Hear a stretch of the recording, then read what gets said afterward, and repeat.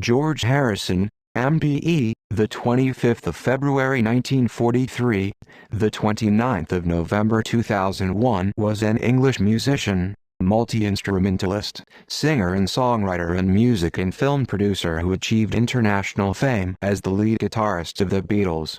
Although John Lennon and Paul McCartney were the band's primary songwriters, most of their albums included at least one Harrison composition, including "While My Guitar Gently Weeps", "Here Comes the Sun", and "Something", which became the Beatles' second most covered song.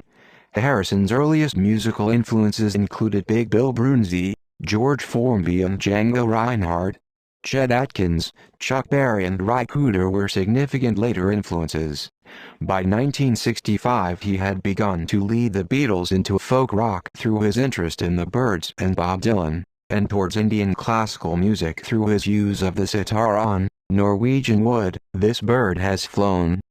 He developed an interest in the Hare Krishna movement and became an admirer of Indian culture and mysticism, introducing them to the other members of the Beatles and their Western audience by incorporating Indian instrumentation in their music.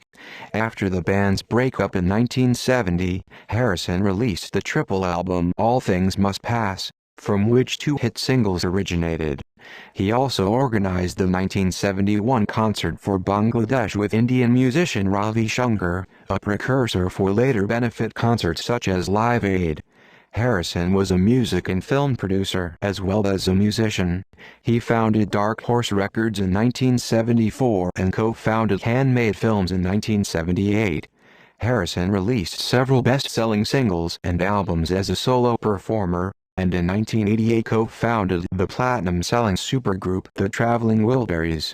A prolific recording artist, he was featured as a guest guitarist on tracks by Badfinger, Ronnie Wood and Billy Preston, and collaborated on songs and music with Bob Dylan, Eric Clapton and Tom Petty, among others.